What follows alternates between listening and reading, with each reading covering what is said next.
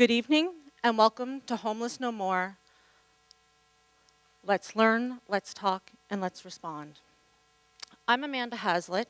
My day job is being the Community Engagement and Host Home Coordinator with the Portal Outreach Association. However, this evening, I'm your host. On behalf of the Homeless No More event team, I would like to welcome you. We are excited for you to join us, whether you are tuning in online or here in person. This evening's event will start with a premiere of our documentary, which is about the lived experience of homeless youth in our community. This will be followed by a panel discussion with a Q&A period following that. For those of you at home, you can add your questions to the YouTube chat area, and we will do our best to answer as many as we can. We will conclude with how you as members of the community can join us as we pursue a homeless no more Annapolis Valley. We have a busy evening, so let's get right to it.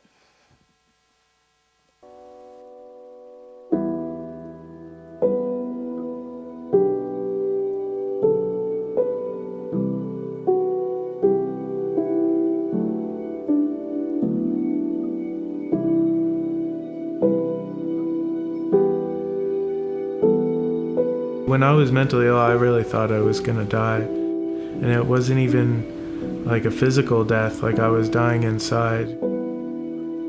And just the will to survive, and that I can have, you want a normal life so bad, but it just seems like no matter what you do, you can never be normal. And I just wanted to have a normal life.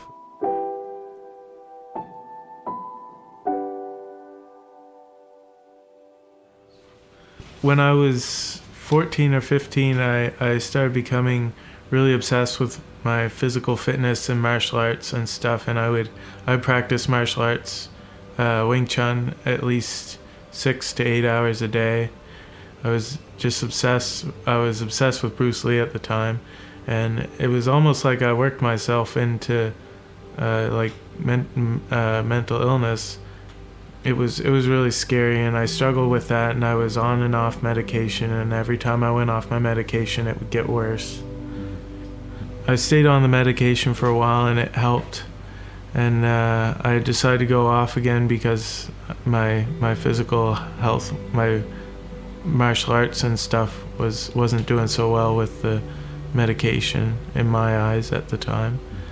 And I ended up going completely psychotic and thinking I was God or Jesus, and I stole from a store, got arrested.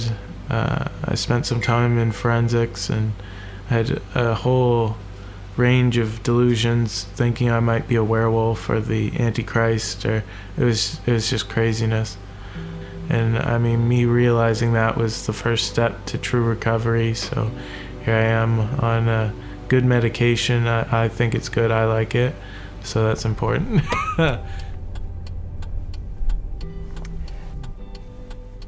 The thing with spending time with Lucas, it was always some precious moments, because he really valued spending time together, and he really valued, some listening and some talking, and when he was on his medication, it was fairly what you would call normal, and there was times that he was off his medication and he would be talking about very fanciful or out there kind of things that would freak a lot of people out. But if you've had any experience or the young person, it's not so scary.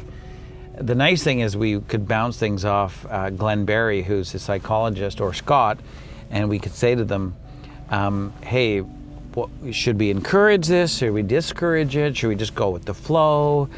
And they were able to coach us through a lot of that stuff when there was a struggle with mental health. And so that was really great. So yeah, he would love to get in the car and go for a drive, whether it was out to his mom's place, which was like 30 minutes away, or whether it was in town to grab a coffee. There was a number of people he could connect with and spend that time with, and that was really important to him. I left the refuge after kicking Jacob, and I went to the marsh and I grabbed a stick, and I thought, at the time I thought I was infected with worms, So I tried to channel all the power from the negative energy from my body into the stick. And so I walked around town with a stick, and I thought I was taking negative energy from people and healing them. So I walked around town with the stick and tried to heal people. And I came back to the refuge because I wanted to heal Jacob after kicking him, and the police showed up and told me I couldn't come back there, and they said they were either going to take me up to the hospital or I had to leave. And I didn't want to go to the hospital, so I decided to go back to the marsh. Yeah, and this is where we could come up and visit you until you're ready to come back to the refuge. Yeah. Yeah. And Scott and Glenn were consistent through that time because they could work with you here or at Valley Regional. Yeah. And also at the refuge, right? Yeah, it was here when I actually came to the conclusion where I decided I couldn't smoke weed anymore. Oh, that's where you realized it was not helping your situation. Yeah, because I hadn't smoked any while I was in the hospital, and I recovered a bit. And I decided, I'll try a puff. And I had a couple puffs out back here with my buddy Ryan, who was also in the Beacon House. And it really freaked me out. Like I heard chainsaws and stuff, and I thought people were coming to kill me. So it's like, no, I'm not gonna smoke that anymore. So, in your own understanding, yeah, when you were using marijuana to help you, you thought it was actually hindering you. It was affecting your medication, affecting your mental health and things like that. Yeah, I think I was too sick at the time before to realize that's what it was. Yeah. I thought the world was just changing. So. Right. When you're in there, they don't really tell you much about what's going to go on with your... Right. What they're planning to do with you. So you're kind of there wondering what's going on and what's going to happen, and then they make changes and you're not aware about it. They just come to you with a new medication. You're like, what's this? I don't want to take it, sort of thing, right? So when Dr. Mulhall can explain things and why they're trying things that they're trying or what the treatment might look like, that helps you? Yeah, it did, yeah.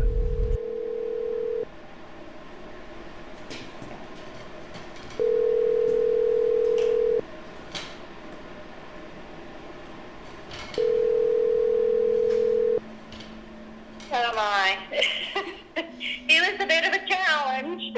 Let's put it that way. Yeah, when he was younger, he was diagnosed with ADHD. Before he moved out, it was just, there was like some things going on with him, with his psychosis and stuff, which I didn't really know much about. I do remember going out one time with some friends of mine. I come home, and here he is, like, boiling his clothes on top of the stove. He just felt like he had some issues where he felt like there was things in his clothes, like bugs or something, right? And the more I tried to tell him, like, no, they're okay, you're okay, but the more it wasn't okay for him. And it's like, for me, how do I go about trying to help him when I've never experienced anything like that before, right? And there wasn't a whole lot of information for me of how to deal with it, and it escalated, got to the point where you gotta go because, I'm gonna lose it on the thing, right? It was just very hard for him and for me, right? It wasn't a decision that I made lightly by any means. I mean, they're your children, and you don't really want to do that. But sometimes it comes down to that. If you're in a situation where it could escalate and get a lot worse, so sometimes you have to just, let them go and try to figure things out. But, because when you're not totally understanding what he's going through mentally, it's just really different. So. We work with mostly with people with more severe mental illnesses, so schizophrenia, psychosis, other kinds of thought disorder, and sometimes bipolar disorder as well, and some other major illnesses from time to time. But these tend to hit a person in their late teens or early adulthood and completely knocks them off of their life pathway. And it's a big deal. It's a big deal because we're talking about a brain disorder, but there's a lot we can do to help people improve and recover and get back on their life track. Medication is almost always involved, but that's not always an easy process, and so we're helping to make sure that that's working well for the person. Also, psychotherapy, sometimes for symptoms that still don't go away, sometimes anxiety and depression that need to be dealt with, as well as some of those other major illnesses. There's a lot of research on the connection between using substances and mental illness, and there's a strong connection. The thing is some people have a predisposition or vulnerability. They're going to develop an illness no matter what, and substances usually make that happen sooner than later. There are also some people that would not otherwise develop a mental illness, and drugs seem to trigger that somehow. Different kinds of substances will. Now, any one of us, if we use enough of one thing or another, we can develop symptoms of a major mental illness. Well, what I'm talking about is sometimes that will happen with people using substances, and then those symptoms will stay, and it will develop a disorder that has a life of its own. Anybody that has any kind of mental illness, the symptoms will get worse using substances as well. So it's quite a complicated connection, but there definitely is a strong one. So in the Valley, we probably expect somewhere around 1% of people are going to develop a major illness like schizophrenia. 3 to 5% of people are going to develop a major illness like schizophrenia, another kind of psychosis, bipolar disorder, and probably 2 or 3 times that, a minimum, are going to develop a severe enough anxiety or depression that's going to interfere with their life. Ultimately, people who are isolated may not have a place to live, and I guess what I mean by that is not a stable place to live. So I'm not just talking about shelter, but I'm talking about some level of stability, connections with other people. If those things are missing and symptoms keep on persisting, there are a lot of people that either continue to get worse and worse. Some will die from suicide, and some will end up even in the criminal system or the justice system, where there's really no need for that to have happened. So we're just probably a half a kilometer outside of the actual town of Kentville, even though it doesn't really look like it. So it's kind of, it might not be a warm shelter per se, but it's somewhere that people can find a place to sleep if they need to find some shelter out of the wind or have a spot that they could call home for the night. Yeah, you don't get a lot of sleep, really. When it's this cold or colder, you're tossing and turning, rolling around. You might get a collective hour of sleep throughout the night, and then you got to wake up the next day and try to go and stay afloat. You've been abandoned. At that point, you've been abandoned and nobody cares. So I remember wishing and praying and like making bargains. If you give me a warm spot to sleep, then I'd quit smoking or whatever, those kinds of things. I would think about it. I had no reason to move forward, to keep living, except my family, and not wanting my younger siblings to have to go through what I went through just in this brief period of my life. I felt just a little bit lost and alone, wishing like I had a bit more family support at times. For me, I would rather not have to deal with the abuse at home that I was dealing with than to put myself in the situations that I had to be, even though it was sometimes life or death situations to get through the night. It was still my own area that I didn't have to be controlled by somebody else and yelled at or even physically abused. Yeah, sometimes you choose it. Yeah. This is nicer. Yeah. So the portal was the only one for me that ever really did anything, and there were certain things in government that existed that were available that did help me, but I had no idea of them or how to access them or anything like that. It's like they almost keep it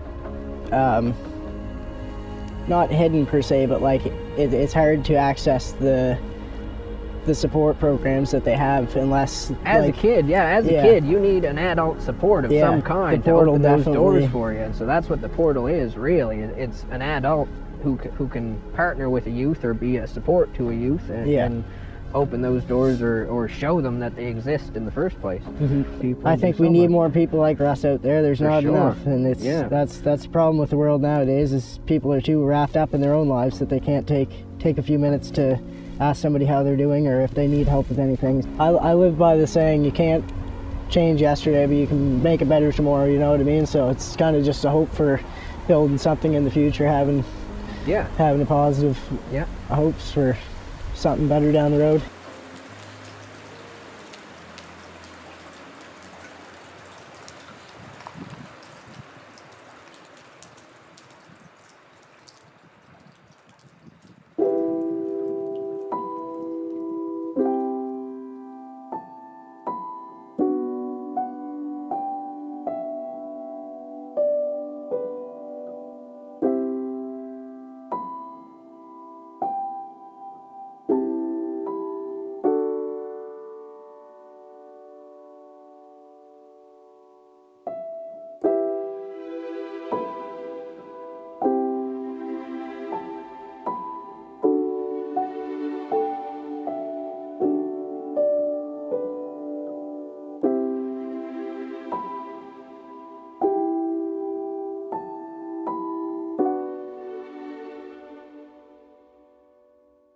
So we have 46 youth that are experiencing homelessness. This is a bad thing for numerous reasons. One, that counts as an adverse childhood event. So those youth are automatically at risk of higher mental health problems long-term, higher physical health problems long-term. And we also know that being homeless is a high risk factor for sexual exploitation. YWCA in Halifax, they did a project in 2020. They interviewed 95 sex workers, and 68% of them said that when they got into the sex trade, they were under 18. So if you didn't know, it's illegal to buy sex from a minor. So all of those people, of that 68%, were having crimes committed against them. So of the 95 people that they interviewed, 65 of them said they started in the sex trade because they needed money. 32% of them said it was because they were homeless. And then another 27 said that at that time they were experiencing violence in their family homes.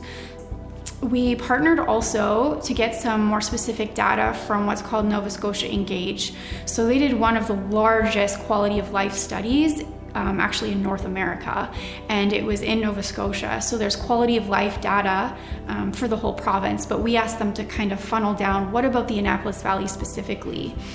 And so the demographics they were looking at were between 16 and 24-year-olds for our area, and 31% of them said that they were not satisfied with their sense of belonging in community.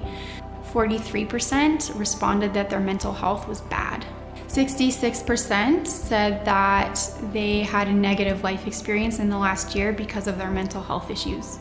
37% said they were dissatisfied with their mental wellness. So that's concerning, because if there is this relational breakdown aspect of homelessness and poverty, it means that as a community, we're not really doing a good enough job to help everybody feel welcome here. I don't know how much this just makes me seem old, but one thing that I certainly notice, within the Valley, we don't have the same connections in community that we did once upon a time, I'll say decades ago. People are connected, but there's online connections. There isn't the same level of connection where, let's say, a neighbor or a friend just checks in, like in real life, checks in on somebody else to see how they're doing. In many ways, the digital world has been awesome to help us connect with people that are more remote, and we at least have some kind of a connection. But the level of community has gone down.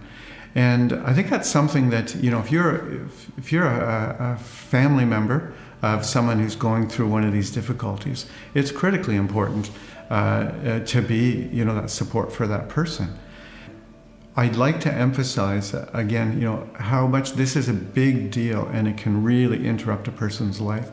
But there is tremendous hope and nowadays tremendous expectation that people will recover and move forward in life. So we've often talked about wraparound support for youth. I thought it might be helpful to break that down a bit. Wraparound is really all of the support services coming together in one accord to serve and support youth. Tied to all of those services, or at the central part of all of those services, is a caring adult that's there for that young person on a regular basis. So wraparound means mental health and addiction support. It means working with probation or anyone around the justice system, community services, which is two different parts, income assistance, employment supports, and actually child welfare as well. And then in addition to that, the education piece. When all of those key departments, but also key parts of a youth's life are all working in unison, then we end up seeing the best outcomes for that youth. But like you'll hear myself say and others say, really at the root of that, and what's the most effective in terms of that, is that connection that can be made between the youth and that adult that is somehow tied to that support or service in the community. The greater the compassion and understanding and the more effective the care, the better the outcomes that the youth experiences. Trevor, you've told me a lot about your story. And you've told me about the challenges when you were young. Talk to me about that last year before you left home. What was it like? It's not about blaming anyone, but what was it like at home? Personally, I suffered a lot with drugs and alcohol, and my father didn't want that in me, so our relationship started to veer off. Right. And when you say veer off, do you mean like it went downhill? yeah, it went downhill a lot because he wanted to see the best in me, and that wasn't the best in me. Right. When I left my dad's place, I just, all my stuff was out there on the doorstep ready for me to go, and I'll be honest, I did shed some tears when I seen all that and all the doors were locked, but I just went on my way, and my spot that I had to go where I knew there was food and stuff was Annapolis. Right. I had no money, but I needed food, so obviously I'd go in the stores, steal some food, and then be on with myself. But Annapolis was the spot I had to go because I knew there was food.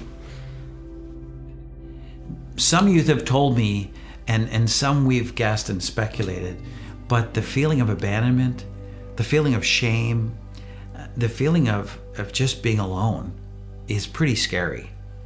And people wonder why kids get lured into moving drugs or being involved in crime or even breaking in and stealing something. Chances are, for a lot of them, it's because of desperation and need. And so that feeling of being alone can cause us to be vulnerable, can cause us to be exploited, can cause us to do things we wouldn't normally do. I spent a lot of nights. There's some nights I'd sleep under picnic tables at the Miners Marsh, and other nights I'd be sleeping in banks, anywhere where there's at least a little bit of coverage from the weather. My sister knew a guy, and she messaged him, and he contacted me and asked about my situation, and he wanted me at Tim Hortons with one of his friends, Russell. Yeah. And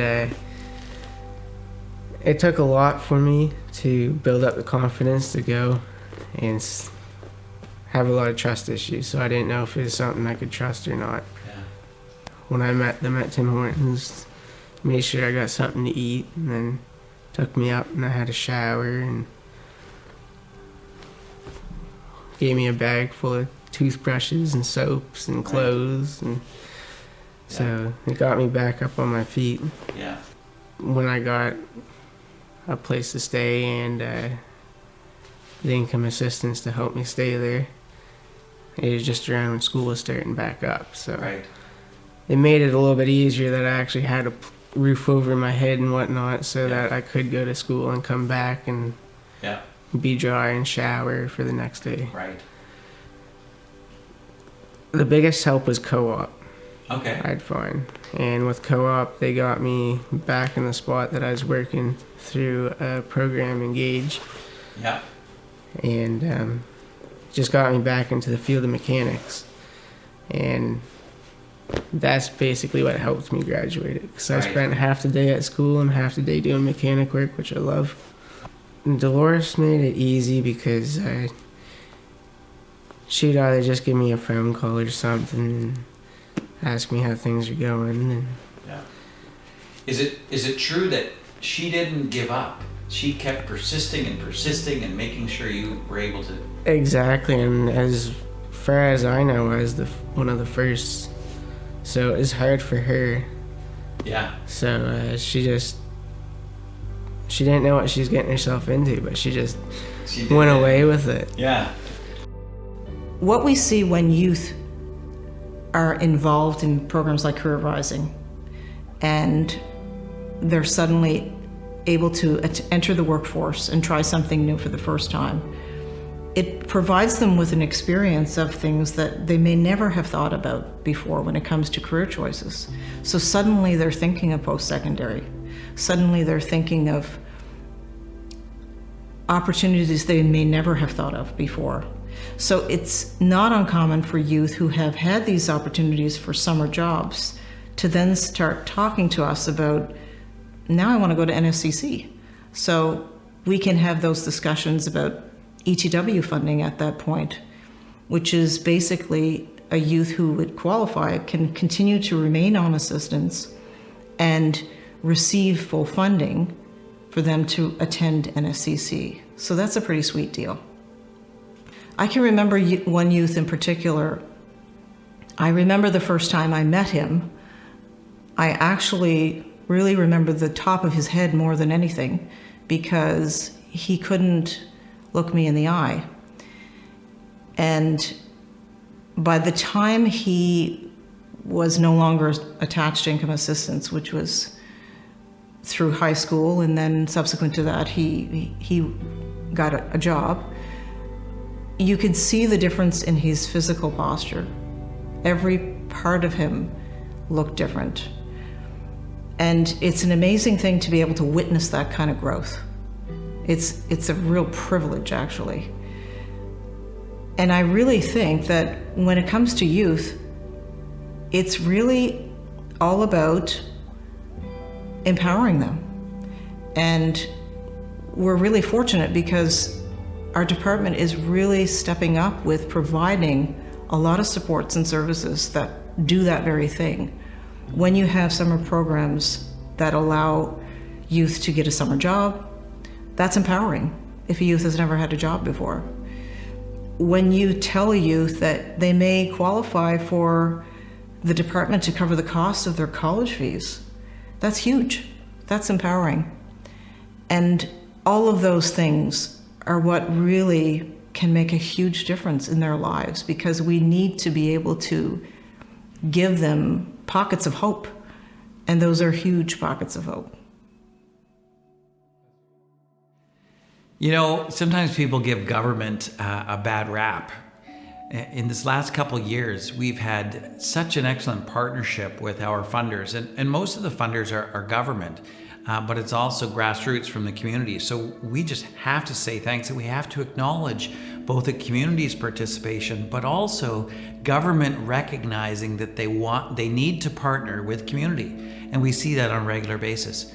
So we definitely want to give a heartfelt thanks to the folks with Department of Community Services, the Youth Development Initiative, also Employment Supports and Income Assistance, the Nova Scotia Housing and the Homelessness Initiative, and also Child Welfare, who also provides through prevention and early intervention the funding for the Youth Outreach Program. So you can see how there's many different parts, but when it all comes together and then translates to something that's really practical, that's what's going to make outcomes better for youth. With the portal with you and everything, no matter what I did, I mean, I could steal from a store or, have my ups and downs with my addictions. But no matter what, you didn't see me any different. You still see me as the person I was. and you tried to help me overcome everything. So that's what we need more of. Right. Because when little kids go homeless, they don't understand that, they think everybody's against them. Mm-hmm. But if they have somebody that they can crutch on and doesn't think too much of what they do wrongly, but still try to help them go on the right path, and it helps them a lot. Makes a difference. A lot of people think my life sucks. If you used to take your life and if you could change it with anybody's in the world and you didn't get a pick, would you do it? Right. Yeah. I mean, I'd tell you right now, I had a rough life, but I wouldn't change it. When I think about the thread that runs through each of the stories you're hearing and that we've witnessed, is that feeling of belonging, that feeling of being loved. Because when you have that sense of belonging and you feel loved, you have the courage to face the pain and the trauma.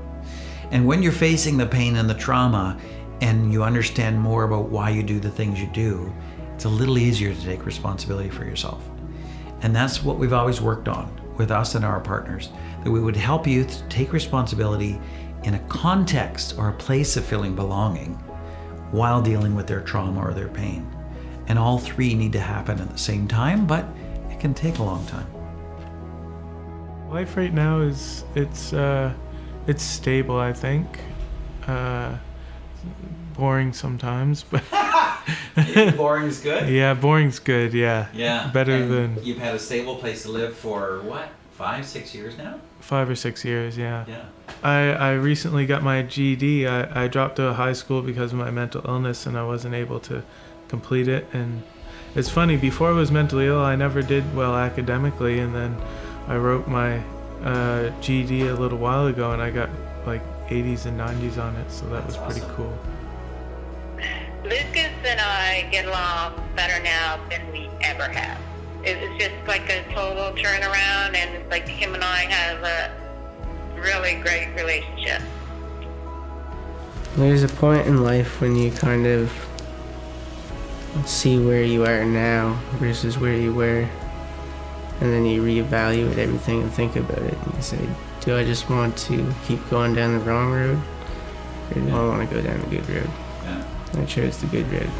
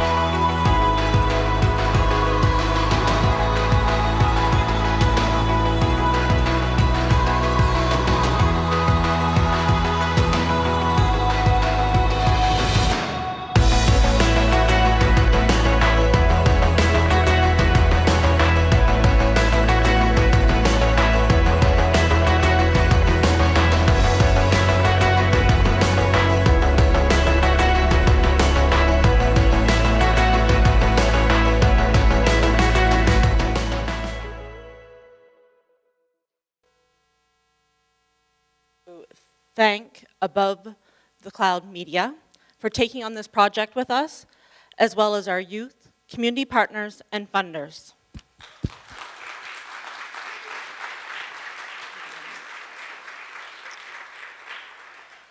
I'm going to pass the evening over to Kelly McGregor, who's going to introduce our panel and continue on from there.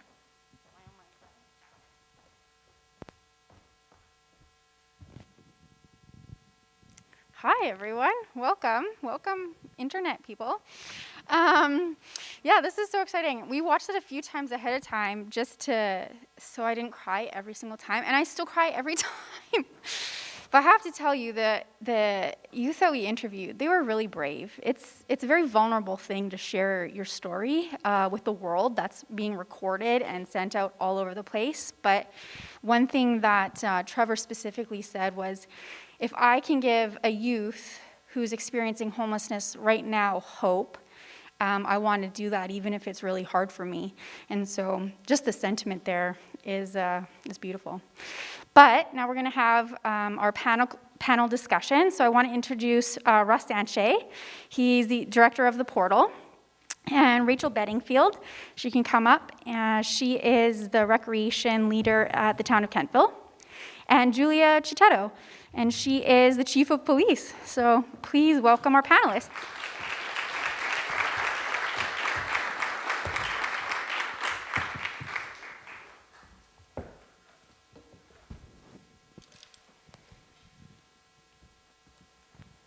Awesome. We can take our masks off once we're sitting. Okay, so the way this is going to work is Julia is going to give her presentation first, and followed by Rachel, and followed by Russ. And that way, they each have 10 minutes to kind of share their perspective of the story. And then after that, we'll open it up for questions. So we'll take questions from the live audience, and then also questions can come in through the YouTube feed. And I'll try to keep everybody on track. And I have some backup questions if it gets too quiet in here. If I hear crickets, I'll jump on it. So Julia, do you want to give us a go? Sure. Can you hear me? Okay. Good. Come on. So I'm Julia Chichetto, and I'm the chief in Kentville. Previous to Kentville, I had worked 27 years in Halifax, and then came up here. So I've had a lot of, I guess, experience with homelessness.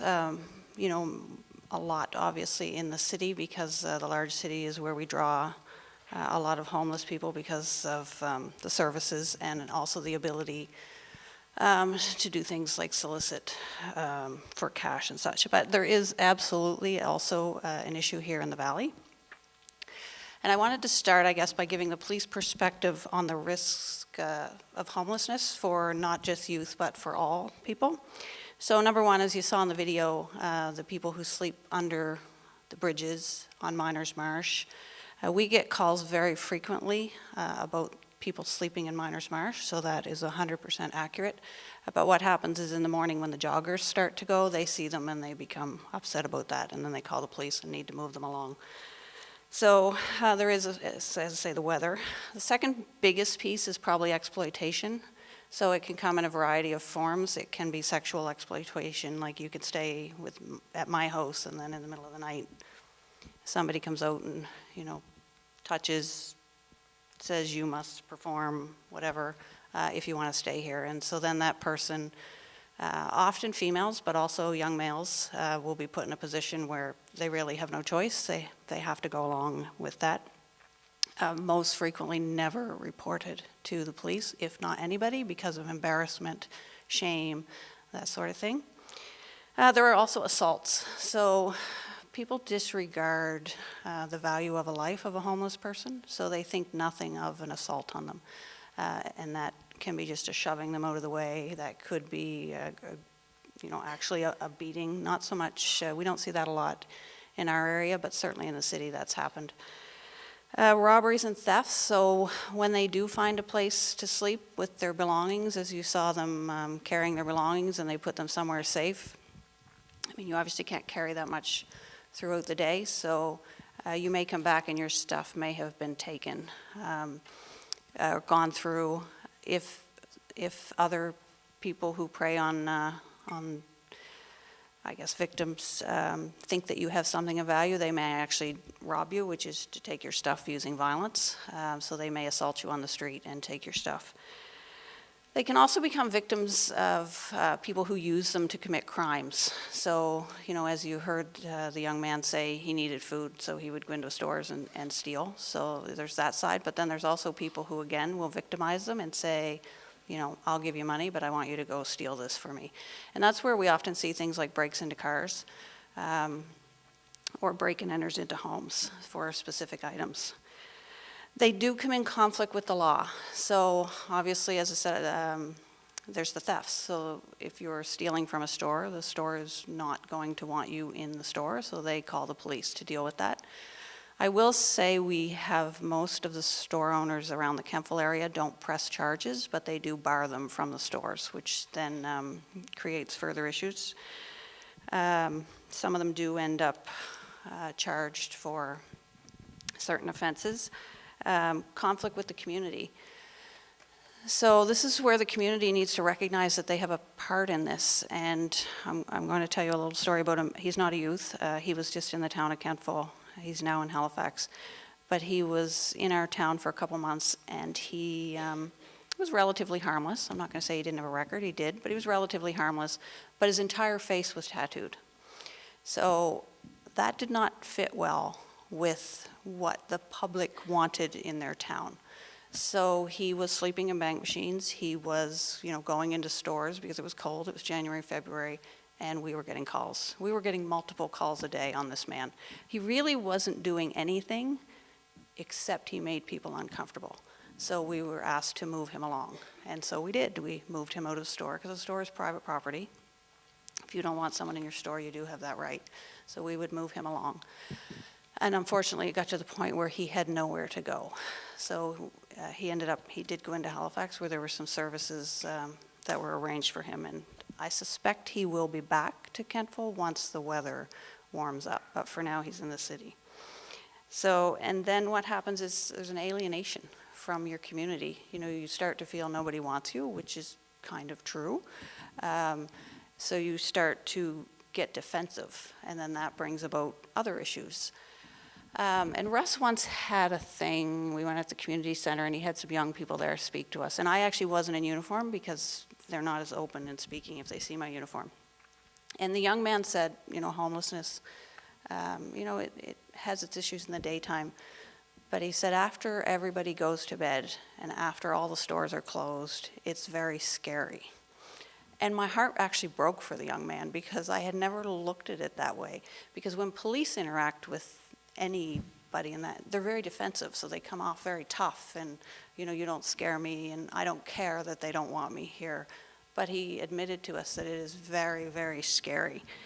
So that then creates some mental health issues, which is what brings us here tonight, I guess. So it's my... how many calls? I like to get the audience to participate. Municipal police departments in this province. So there are 10 municipal police departments from Cape Breton through to Annapolis Royal, the biggest of which is Halifax. I have their call numbers from 2019 of calls responded to for mental health only. So that's where mental health is the #1 complaint because the computer generates the level of severity. So in 2019, I'm going to make sure my number's not up there. How many calls do you think that we went to? Just take a guess. We have a guess of 1,500. Keep going. I can't hear you unless I... 5,000 is about accurate. 5,000.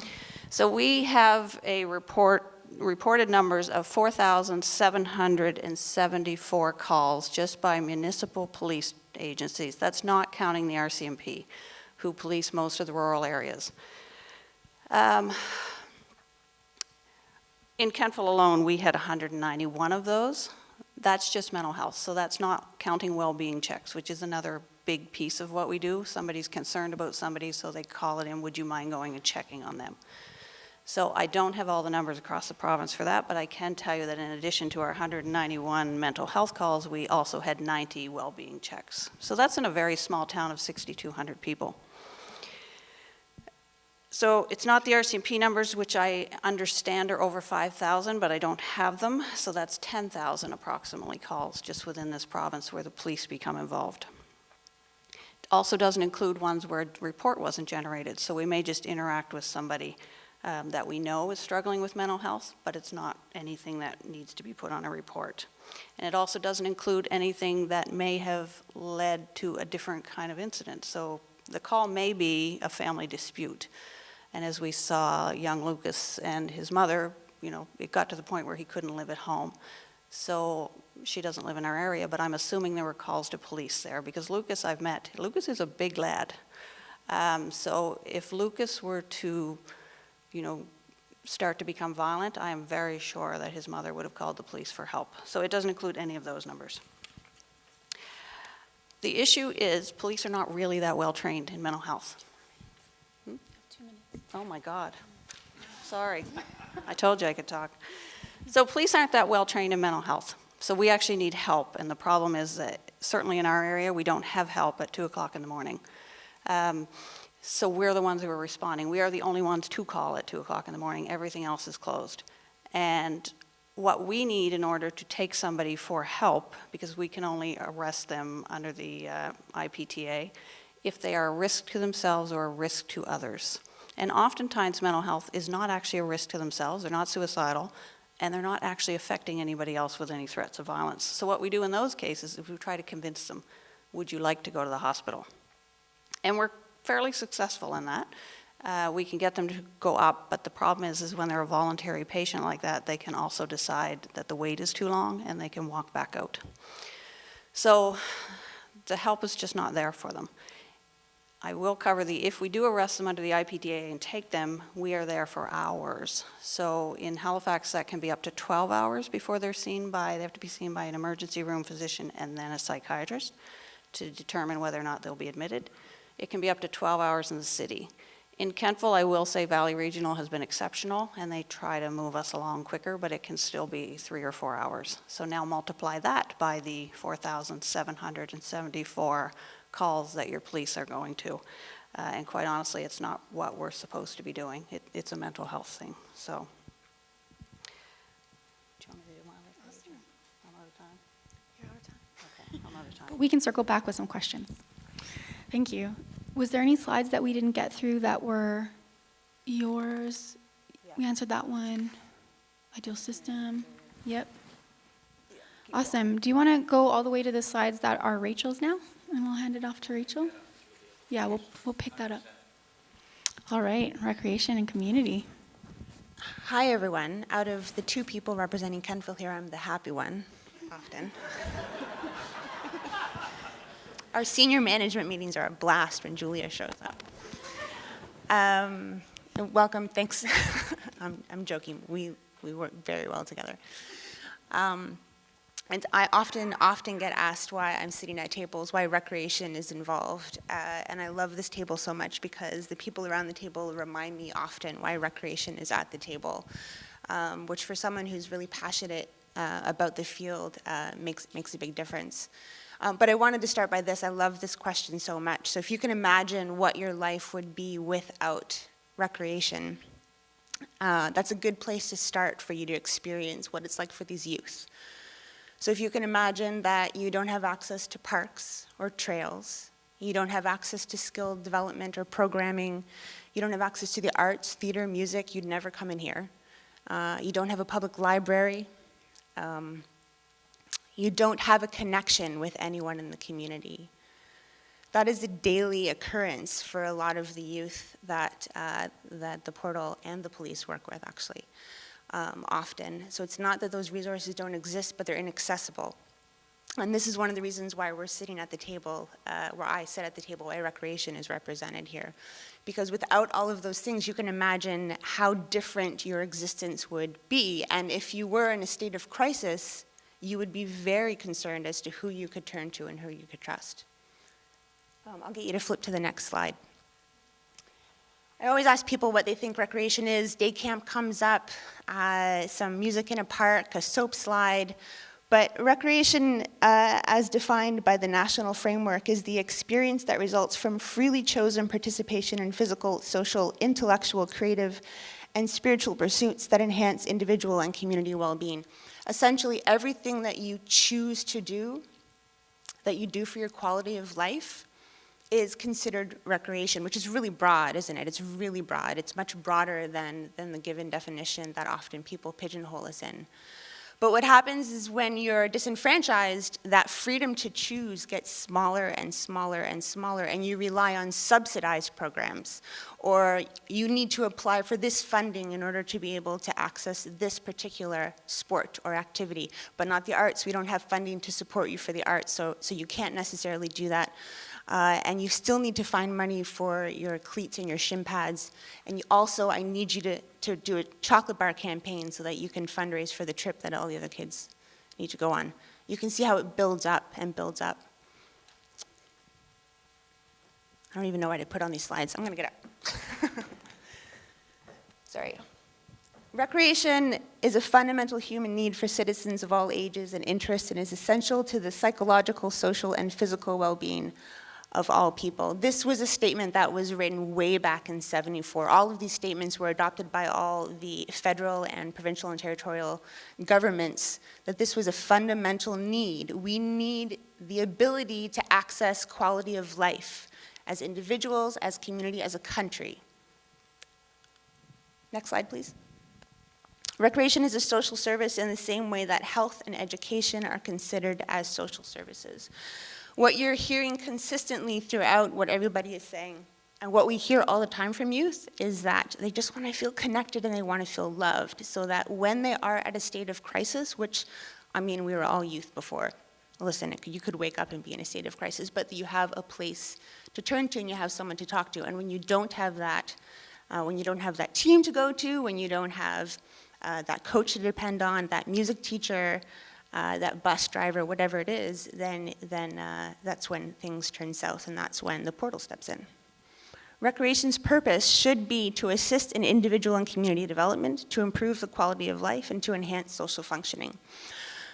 I always go over these things because your municipal tax dollars go towards recreation. Recreation is a public service. If your municipal recreation department or organization or efforts are not doing this, then you need to ask different questions.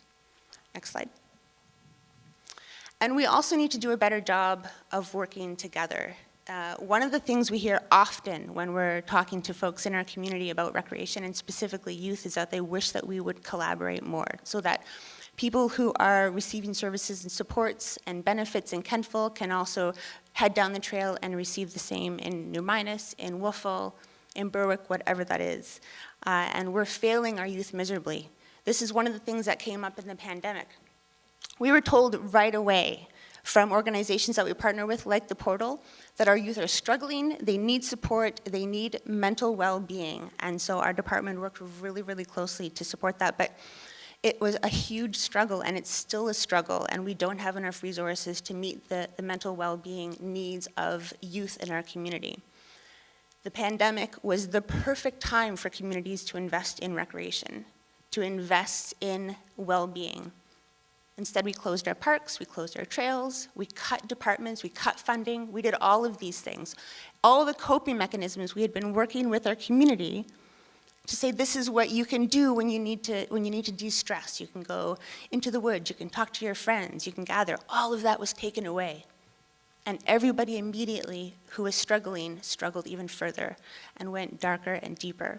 And the Portal, as an example, was one of those organizations that was head deep, knee deep into just trauma after trauma, and all we could do was to support them as much as possible. Next slide. So recreation equals resiliency, and I'm here to kind of bust a myth. Resiliency isn't developed when you experience trauma. Resiliency is developed when you are surrounded by love and community, and that's the benefit of investing in recreation and community development from the get-go, right? Because you know that you have that. So if you do experience some kind of trauma, you have the support network, you have the skills, you have the tools. We talk about our toolbox all the time to be able to work through it. Resilient individuals, families, and communities can survive in the face of ongoing change or threat because of their resiliency. The pandemic would be a really good example of that. Next slide. In short, they thrive. And this is what the goal, if you remember back to the definition of recreation, is to help individuals and communities thrive. I put this quote in here. If anybody's read Sweetgrass, I encourage you to do it. But sweetgrass is best planted not by seed, but by putting roots directly in the ground. Thus, the plant is passed from hand to earth to hand across years and generations. Its favorite habitat is sunny, well-watered meadows. It thrives along disturbed edges. I can't remember if it was Kelly or Julia, but you know, the stat about feeling welcome or not feeling welcome in our community, I kind of picture that linked with the sweetgrass. We need to have our youth plant roots in our community. This was one of the goals of the Iverny Commission. We have to get people to want to stay here. We have to support our youth in feeling welcomed and loved and going through all of those hard things. So I've been told that's why I sit at this table. Thanks. Thank you, Rachel. Thank you. You know, if I thought I felt emotional during the documentary, knowing the youth stories, I actually felt more emotional when Rachel was talking, which is kind of weird, but you really shared the heart of it. Thank you. I want to begin by just, it's not a slide, it's not facts, it's really the thread that you're hearing already. Julia talked about and drew attention to that lack of connection. And even I think Kim said something about disconnection or conflict with the community. And I had a conversation last night that was related to that. And it was, you know, oftentimes it's conflict in my home, then it's with my community, and then it begins all the breakdown stuff. And I mean, Rachel said it well. It comes down to what Glenn also identified, and that's the loss of the village. The sole purpose of the village was to raise the child to adulthood, and that just doesn't exist like it used to. And it especially doesn't exist for the young person that's disconnected with family and the neighbors and school and things like that, and that's the path of homelessness. I thought it would be appropriate before I share some facts, and see what we did was we looked at policing and mental health and the cost of youth homelessness. We're looking at recreation and the vitalness of being connected to community, and then I'm going to talk about what currently is the situation. But before I do that, I think it's important to say, why do I care about this stuff? And I was reflecting this afternoon on my story and my wife Cynthia and our kids and our story. When I was in university, I became a part of this family. They invited me to live in their home because I cared about their kids. And it was a give and a receive situation. I thought, no wonder I love host homes so much. It's so related to my story. And then as we went from young married couples, never do this, by the way. In the first year of marriage, I invited this young man to come live with us because he was homeless. Not a thing to do in your first year or two of marriage. But that sort of thread of reaching out and drawing someone into our family was always just a part of what we did. But for my daughters, it was a win. It really impacted their life, and it has to help develop their worldview. But it made a significant difference for the single mom or the young man with a mental health issue. And we had the resources, we had the ability, we had the space, and so it wasn't really bad or wacky. It was actually something that was good. And that's going to come out when I share some of these housing stories. But I also want to bring in another personal part. A close family friend of ours, about a year and a half ago, she was at risk in the relationship she was in, and her housing was at risk. And it was super challenging. It's like, what do we do? What's our role as a community? What's our role as someone that cares for her? And so when we supported her to get a place, then I realized what was unfolding the next few months was my daughters and my wife were providing the housing support she needed. All of that was happening organically. All of it through the last 30 years for my wife and I, it happened organically. It happened because we stepped out, took a risk, and invited someone in. And now with this young lady, it's the same thing. Someone visits or helps clean up. And it's the soft or the qualitative part about what I'm going to talk about. And that's why we promote this stuff. Because a lot of us have had some lived experience where it's our own kids or it's our nephew or niece or something like that. So let's dig into some of that. So a little while ago, Acadia took this on. And it's a wonderful big step here in the Valley. Acadia every 2 to 3 years is going to do what's called an agency-based point-in-time count. That means it's a count right now for a period of time, and in this case it was done like they did in Cape Breton. It was 1 month, and it was across the ages. So it was everyone. And we had, what are the numbers? 36 frontline workers administered the survey from 13 organizations. 400 surveys went out. 247 were completed, and the age was 16 plus. Now, what these numbers don't represent is the fact that 118, if that's correct, Kelly, of the ones of that 247 had children. And so we don't even have children indicated here. So that number is a lot bigger than 247. And so I want to define those quickly. Emergency is they are drawing on some kind of emergency service. Unsheltered literally means in that month, 30 people were unsheltered.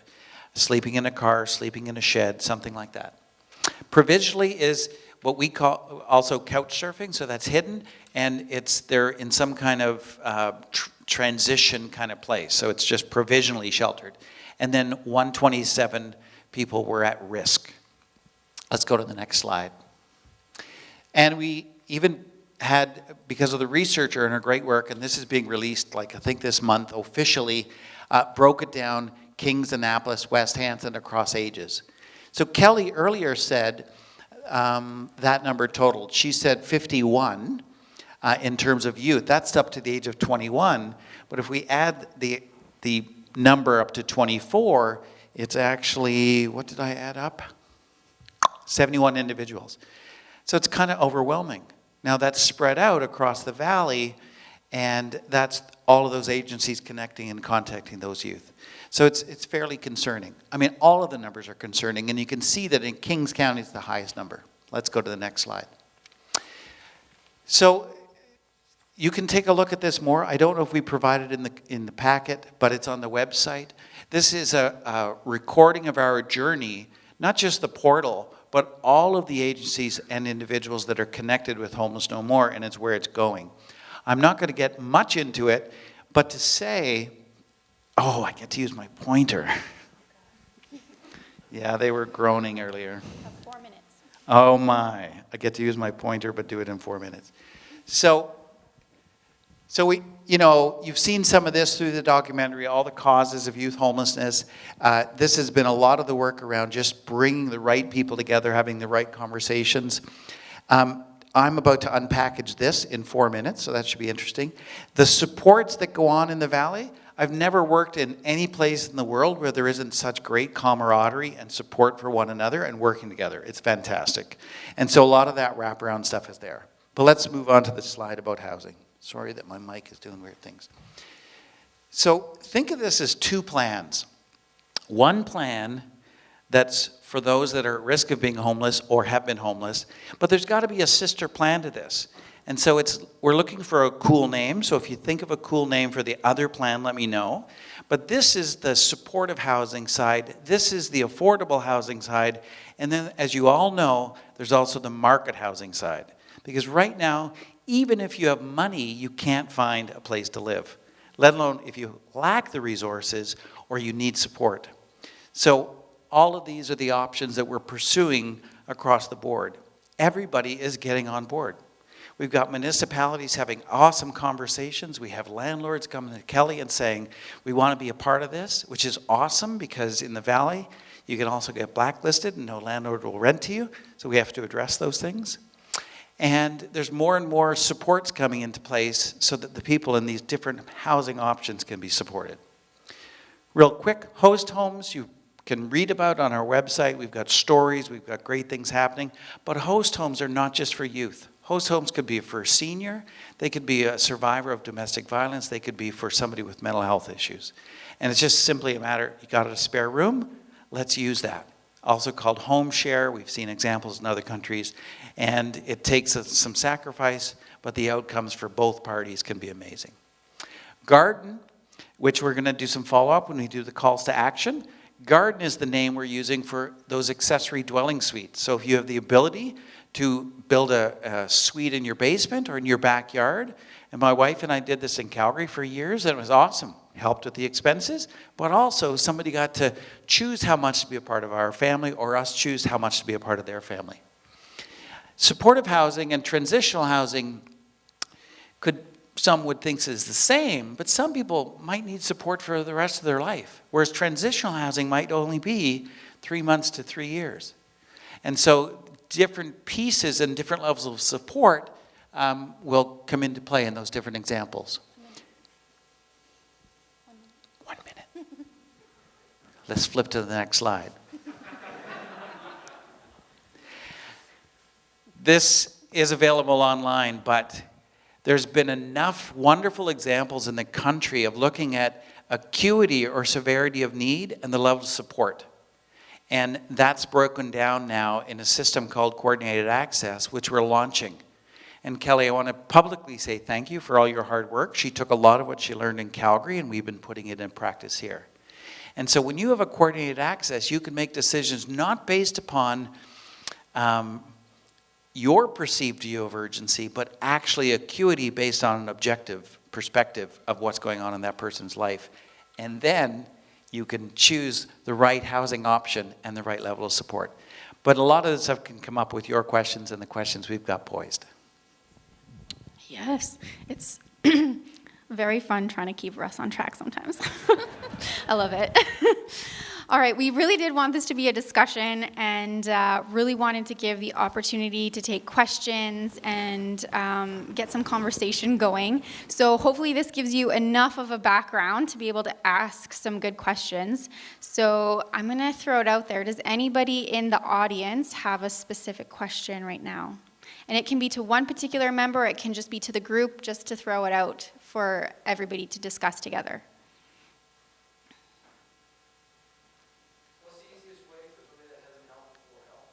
What is the easiest way for somebody who hasn't helped before to help? Was that right? Do you each want to take a turn? You know, I think it's knowing what we're good at. What's our thing? There's someone in the audience, he's a farmer. Good at farming. Take someone along. Good at woodworking. You know, fix something. If you got extra room in your house. If you love to go for hikes. People, last weekend there was 3 couples and they were clearing a storage shed and throwing things out and getting stuff ready for what we call apartment in a box. And so they had a whole apartment in a box ready, and the young men came by with the van, picked up the stuff, delivered it to a new youth. So I think it's about a good match. What skills do you have? What's your heart? Are you a safe person? We'll screen and things like that. And it's not just the portal. The plan that's going on right now with Homeless No More goes across the whole sector. If you say, I want to work with a senior, I want to work with a young family, we have all of those connections and those relationships. And if you look at the stats, families are actually more in need right now of affordable housing than even youth. Mm-hmm. Yeah. Do you want to take a stab at what you would say? Yeah, I think actually Russ said most of it, you know, and it sounds really chintzy, but what we're hearing is that people don't, in this case youth, don't feel welcome in the communities. It was said in the video, right, that things have changed over the years, that, you know, you may, if you feel comfortable in Wolfville, you may not feel comfortable in Kentville, you may not feel comfortable in Berwick, for whatever reason, and part of that is because, you know, we're not necessarily doing a great job of working together and being consistent. And when you're vulnerable, that's really confusing. I think, you know, as an individual, what I always tell folks is, you know, to lead with empathy, to develop opportunities with empathy, to put the youth or the person you're trying to support in the center of all of your decisions. Anybody who's vulnerable is out there navigating systems that have been created not to necessarily benefit them, but benefit the people who have created the systems, and that's a whole other talk. But I think that's a really important piece, that often people who are struggling don't have the energy to have voice.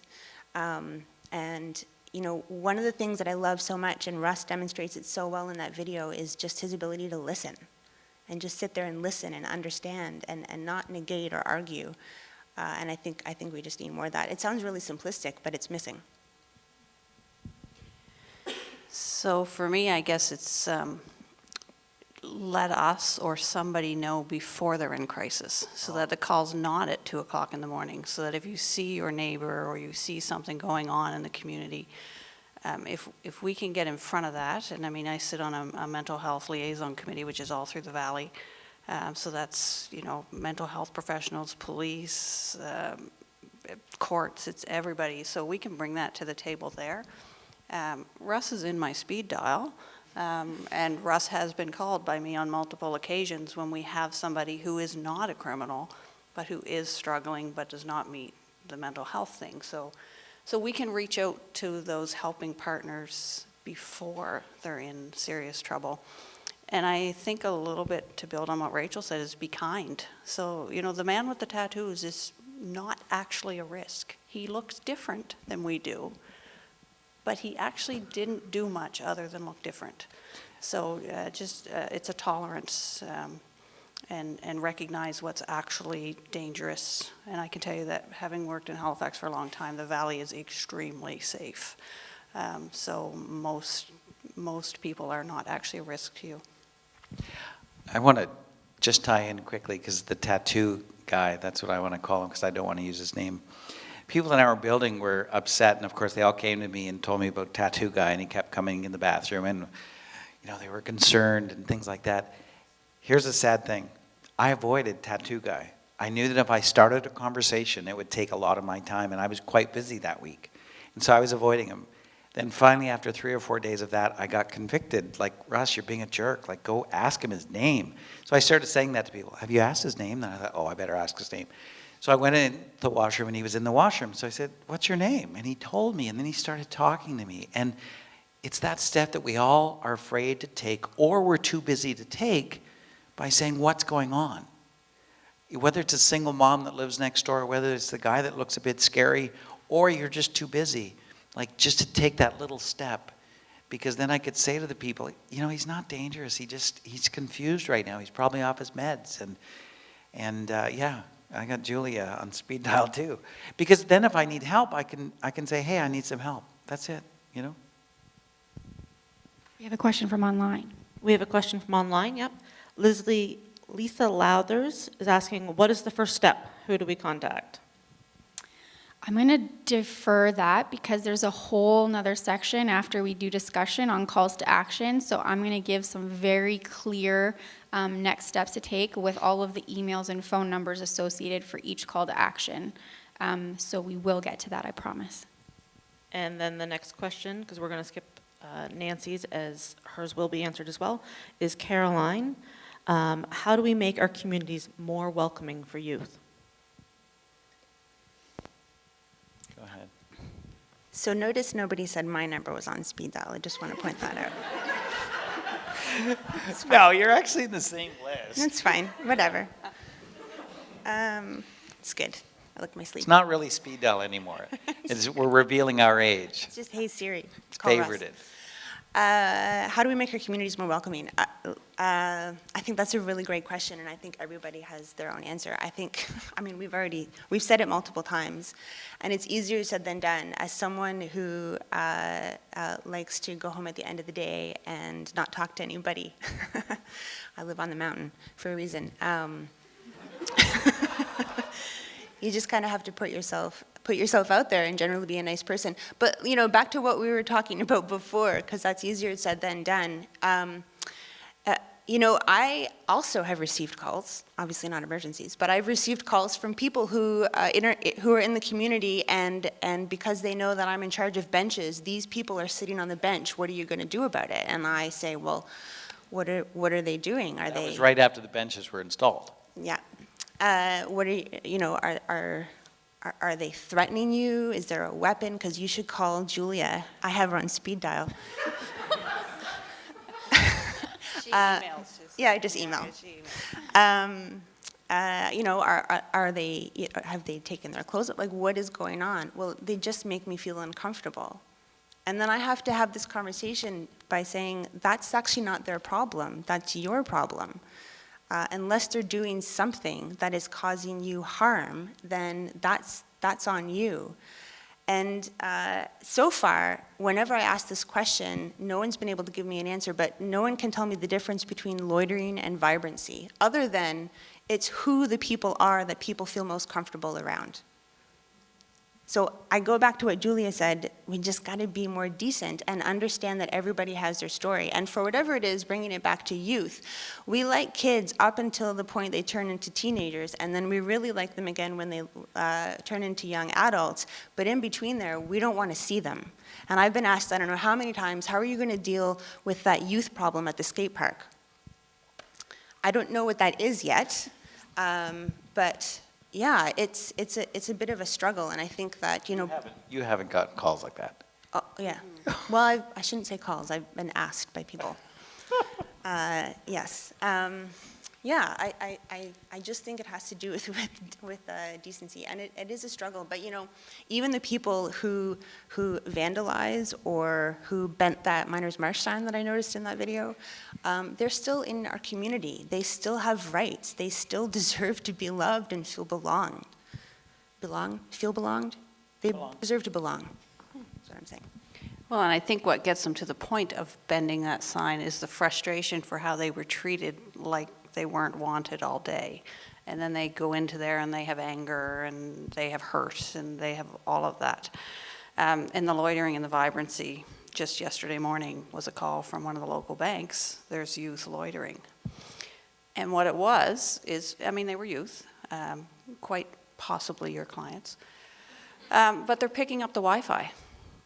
They're trying to stay connected. They can't afford, who can afford, data. So they're just hanging near the bank to pick up Wi-Fi, but nobody wants them near the bank. So they call the police.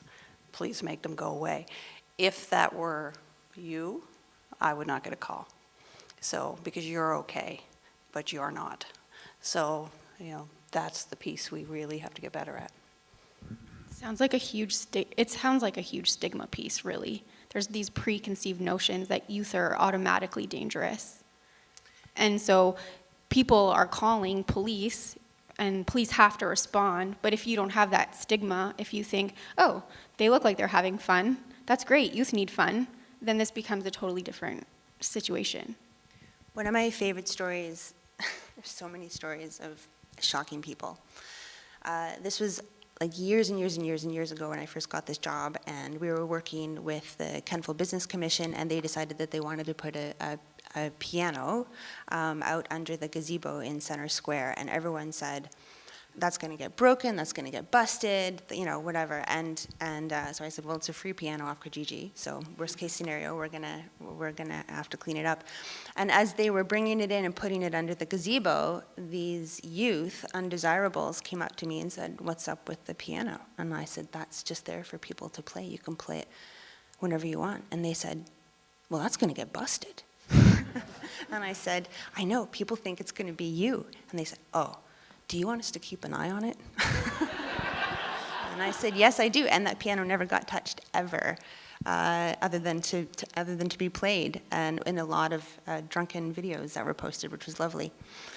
Yeah, and it's the same thing when we changed over some of the planter pots downtown to put food in them. People were saying, why are you doing that? People are going to steal the food, which there was a whole education piece around public food. But they're going to pee in it. Like they're just going to go around and pee in the pots. And I'm like, who are you hanging out with? This is kind of crazy, but also wash your food.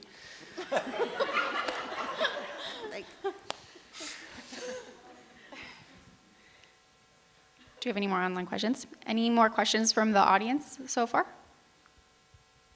No? This is good. This is why I come prepared with more questions. You didn't get a chance to totally finish your housing solution, so this is good. Are there any other housing solutions that you can think of that haven't been mentioned yet that you want people to consider? Yeah. We've been discussing this with municipal leaders and landlords and developers. And that's, if I'm going to be in support of affordable housing, but you build 20 of them and they're all the same, that's going to create a ghetto. So everything that we're grappling with planners, with developers, with landlords, potential, and the agencies, is we will not be involved in that at all. It needs to be a split like 75-25. So that 75% of the housing is market value, 25% is affordable and supported. Now, it doesn't need to have a shingle hung outside that says, yeah, I'm poor and I need support. There's been great examples in other places where it's done well, and it's a desirable place to live. So we're developing a concept. We're calling it the Village. We don't know what else to call it. If somebody comes up with a better name, please share it with us. That would be like that, but also we would be pushing the envelope around intergenerational community, common space or communal space or community space in the middle of some of these little housing developments. And we would make sure that the Village is not just representing the different generations, but just looking at every angle possible and looking at every best practice. And so far as we've been talking about this village concept with a few of the municipalities and some of the developers and even people are liking the idea. And why should we settle for second best? Why should we say, well, they did that in Vancouver and that's really awesome, or they do that in Holland and they've got seniors together with young adults and isn't that great? Well, why can't we do it here? We've got a tremendous housing crisis. There's federal dollars available. The provincial government is engaged. And now at this stage, we're talking to municipal leaders. And so that to me is a huge piece and a huge option that we are pursuing. And I think it needs to be a desirable option. So it's not one size fits all. I think it's looking at all the different kind of housing stuff, all of the different population that needs those different options, and then having the right support in place for the people in those situations. Because as crazy as some of the experiences my wife and I have had over the years, because, that throws you off. You think we had some hairy experiences. But, when someone's struggling with their mental health, there is stuff that will happen. But if you're taught, if you learn, if you grow, if you trust them, they trust you, you can, at the end of the day, just kind of laugh. And we've done that at times, Lucas and I have laughed about some of the challenging experiences he's had and the fact that someone was there for him. And in the midst of those different housing options, there's some great stories and some great lived experiences that come out of really including people and belonging. Can I cover one of my slides that I missed because I talked too much? So what you can do for us as the police, and actually for people who are struggling with mental illness, is, Russ and I have talked, and it's actually starting to take root all across Canada. And Halifax was one of the leaders, and it is called the Mobile Mental Health Crisis Team, which is a team of health professionals, social workers, and police officers who work 20-hour days. There is a gap in the middle of the night, although there's still a phone line, where they respond before the trouble is actually, where it is a crisis. So they reach out to people that they know are starting to struggle, and they preventatively get them in or get them meds or make the change. And the police officer role is only for protection. So when I say we're not well trained, I'm not going to say we don't have any training, but think of how many years a mental health professional actually goes to school, and we get, maybe a week of mental health training. So we're not well trained. So our role there is strictly an arrest under the IPTA if it's needed, or protection of the healthcare people if the person becomes violent. And that's what our role should be, quite honestly. So that's the help we could use, is a push to have that be implemented up here in the Valley. I know they'll tell me that they have a team, and they do, and it's available, I believe, 8:30 to 4:30, which is great. And the other 16 hours a day, you can call us. So that's what we could use as a push for that. I know I'm moderating, but I want to jump in a little bit. In Calgary, we called it the PAC team, and it was one police officer and a social worker. And as the housing support worker in a residential facility, I cannot tell you the difference in response between when they were available and when police only was available. The de-escalation skills that a social worker has.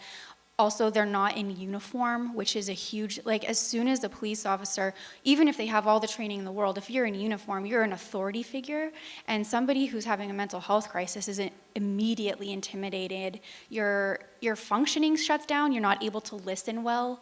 All sorts of things happen when you're in this kind of triggered response, and so really that support from a social worker or that kind of professional, it's invaluable in de-escalating situations, and also being able to then get appropriate information to be able to relay to professionals, because I can bet that somebody in crisis is not giving you all the information that you need as a police officer to pass on, because they're scared.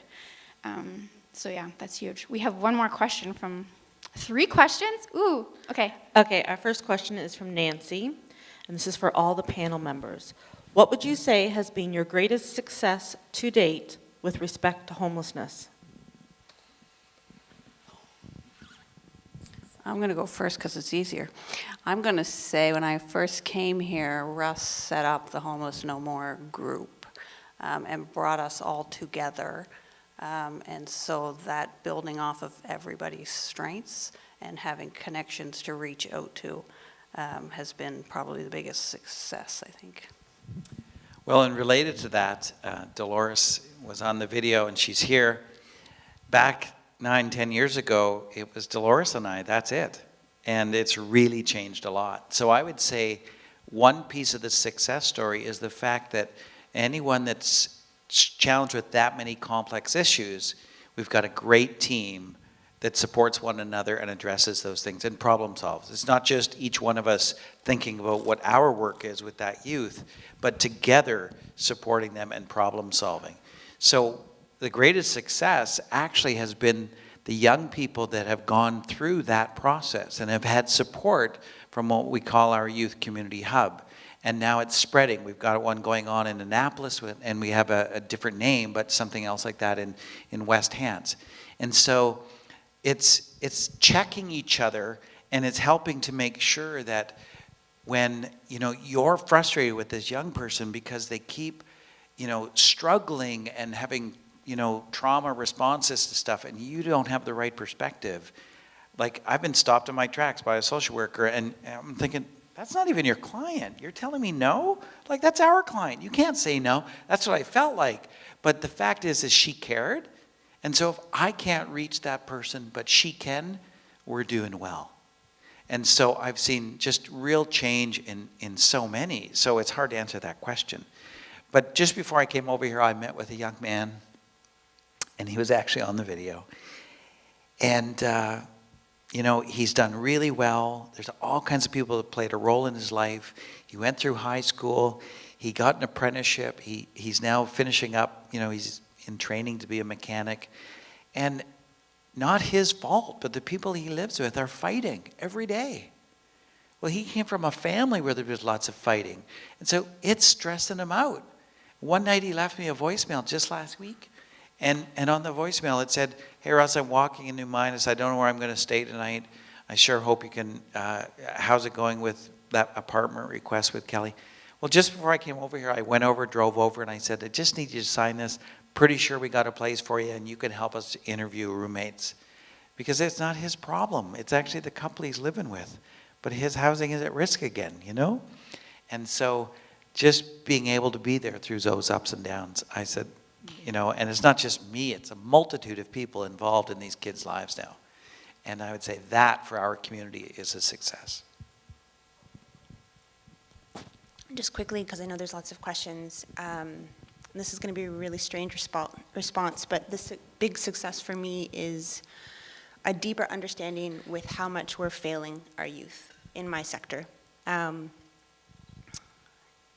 That's been a real eye-opener for me, especially over the past year and a bit.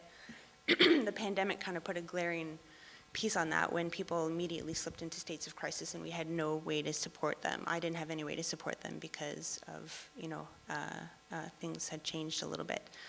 And it gave us pause and allowed us to examine the system within which I work, both the recreation and sport delivery system, and how the way that it's currently set up is in fact causing continuous harm on communities. So those folks who are able to access this traditional system are often folks that have enough to be able to navigate, to afford transport, to all of these different things. And when you don't have that, you feel a continual state of lesser than. And that's something that we have to take a hard look at. I have testimonial for, a mom who was able to get her kid into hockey one year and sat in the stands and sat next to people who didn't know that she was struggling. And she said, when I'm here in this arena, I don't feel poor. And that has massive implications to how she then is able to navigate her life and how she prioritizes quality of life with her kids. And our systems aren't set up to create more stories like that. And so that's been a huge learning and hard lesson for me, and a success that, continually putting money towards funding programs that allow you to access a broken system is not going to be sustainable in the long run. And so we need to take a hard look at what that is. Thank you. Our next question is from Louise. What policy options are available for protecting renters from being priced out of housing opportunities? Kelly, I think you're the only one qualified to answer that. I didn't quite hear it all. Can you say it one more time? Yep. What policy options are available for protecting renters from being priced out of housing opportunities? The honest truth right now is there is none. That we have, it's a supply and demand issue. Sorry, I'm answering this because I'm the housing locator, but okay. It's a supply and demand issue right now. There is very limited supply, close to none in comparison to the demand, so landlords are able to charge whatever they want. And if you go onto the Facebook groups in our particular area, we have like Annapolis Valley for rent, where it's supposed to be a place where you can find housing, but what's happening is people are saying, I need this, I need a 2-bedroom, I can pay this price, and then somebody else is putting on, I need a 2-bedroom, and they're upping the price. And landlords know that, and they're saying to me as the housing locator, you know, I can rent basically a complete dump. I don't have to worry about renovating it, even if there's issues, and I can ask whatever I want for it. And there is no policy that can fix that right now. It's not going to move fast enough through legislation or anything to be able to do that, because they're not breaking any rules, because it's not upping rent on a current tenant. As soon as there's turnover, they can renovate or do whatever they want. But having said that, also as a landlord, I mean, there are really awesome landlords, and this is also your business. Sometimes this is sustaining their retirement. So it's not necessarily that landlords are trying to straight up gouge everybody. It's just they can, so they do. And when they're asking higher price points, they're finding that they're having less issues in the long run with damages or things like that. So they're kind of, in a sense, hedging their bets. If I do charge the higher price, maybe there'll be less issues. And as a housing locator, what I'm saying is, if I can connect you with a person who I know is supported well, would you be willing to give it to us at a lesser price so somebody with a lower income can still have housing? And what I'm finding is landlords are willing. Landlords are absolutely willing. If they know there's somebody that they can call to, if there is an issue that comes up, or if that person who's been struggling with anxiety and depression, not being able to keep their house clean, somebody's going to go and visit them and say, hey, can we do the dishes together? Or, hey, I think you missed garbage day. Let's make sure that doesn't happen again. Landlords are willing.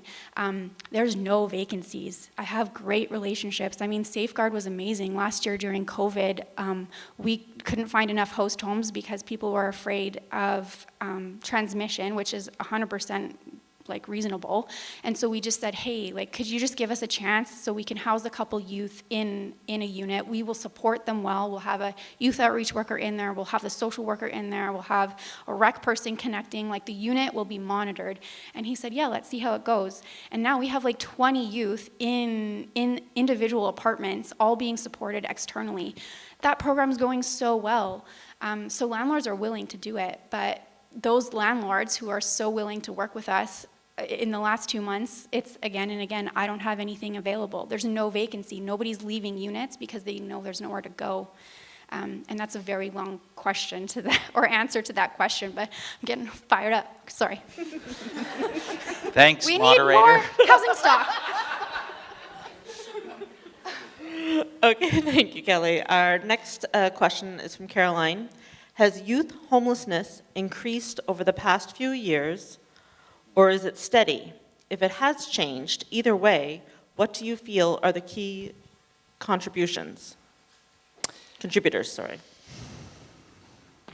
I don't think youth homelessness has been on the rise, but I think in the last year, we've had two very diverse things happen. One, Kelly and her team have done an amazing, and our team at the portal and also some other agencies have done an amazing job of making things different. So like we've housed, I don't even always keep up with the numbers. I didn't know we now have 20 youth in apartments and then so many in host homes. That side's been amazing. So youth homelessness isn't on the rise, but getting out of it is more challenging today than ever because there's simply no place to go.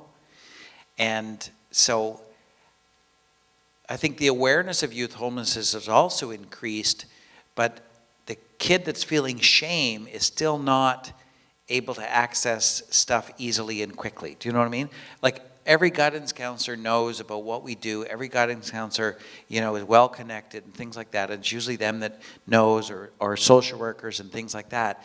But it's the youth that still feels shame and is disconnected from community.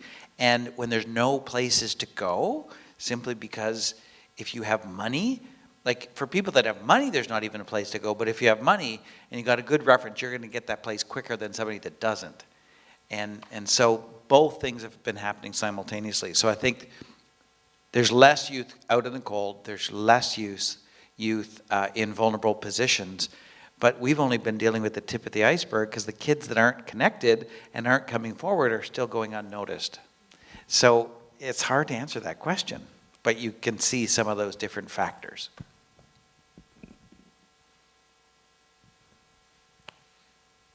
Oh, no more questions.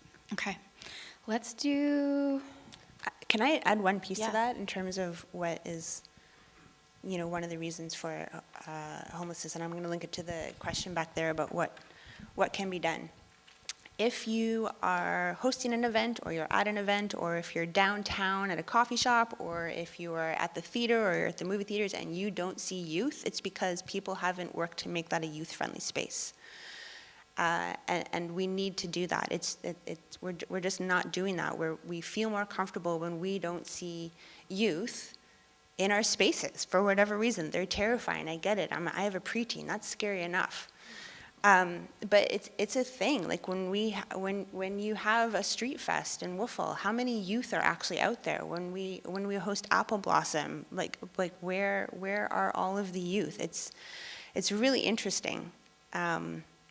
One quick anecdote linked to COVID, because COVID offered so many teachings. When community sport had shut down essentially, and there wasn't any offerings other than a few smatterings here and there, we were still mowing the fields in Kentville and the ball fields. And I couldn't get anybody on them other than parents and their kids, and they'd fly a kite or they'd roll around and they'd kick around a soccer field. But nobody. I was paying staff to look after these facilities, and then I looked over at the skate park, and we had issues with how many youth were at the skate park. There were so many, and there's no rules around skate parks because it's not linked to any traditional sport. But when we went in and had conversations with them, that's where they felt safe. It wasn't across the street on the soccer fields because they weren't involved in organized sport, and so they didn't feel welcome there. But the skate park is where they felt welcome. That's their ownership. They helped design it. They understood the law of skateboarding. They saw themselves there in that space. And it became this really big conversation around who are we catering our public tax dollars to? It was just a really big piece. So if we're working hard to ensure that youth have that we have access to our youth and we understand them, then we have to create spaces where they feel welcome.